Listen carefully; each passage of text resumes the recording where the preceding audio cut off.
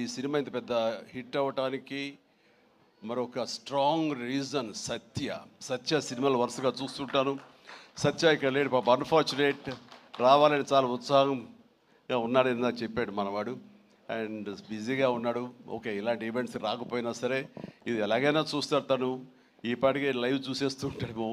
సత్య, నువ్వు చూస్తుంటావు, నాకు తెలుసు, అర్థమైంది. ముందు నీకు షూటింగ్ ఉంది, అక్కడ షార్ట్స్ ఉన్నాయి, తర్వాత చూసుకోవచ్చు, షార్ట్లోకి వెళ్ళు. ఈ సినిమాలో చాలా బాగా చేసావు. ఎంత అంటే ఏంటి తను అని చెప్పేసి నీ కోసం ఈ సినిమా మరొకసారి కూడా చూడాలంత బాగా చేసావు.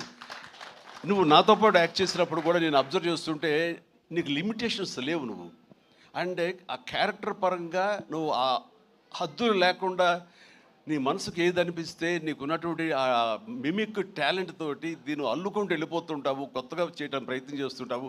అది నీ బలం. కాబట్టి ఎలాంటి ఇన్హిబిషన్స్ లేకుండా నువ్వు చేసే విధానం ఉంది, అది ఒక వైవిధ్యంగా ఉంటుంది. ఇంతమంది చేత అలరించబడుతుంది, ఇంతమంది చేత ఆకర్షించబడుతుంది. వాళ్ళందరి ఆశీస్సుతోటి ఇదిగో ఇలాంటి విజయాలు నీ యొక్క ఖాతాలో చేరుతూ ఉంటాయి.